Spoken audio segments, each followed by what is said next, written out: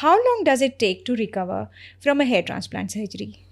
So recovery in hair transplant is quite quick, and it varies from person to person. We have seen that there are patients who heal completely, the donor side heals completely within a day or two, and then there are some on the other side who may take like 3 to 5 days for the things to heal.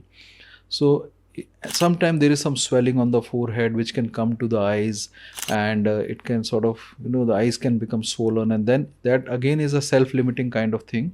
So sometimes people ask, doctor, how much leave should I take from the office? Yeah. So it varies, but if I have to say a number, that maximum how much time it's going to take for you to heal or recover, I would say like 5 to 7 days. But sometime in or in rather in majority of patient, it generally take 3 to 5 days 3 to 5 when you can days. start doing a work with wearing a cap or things like that, back to your own work.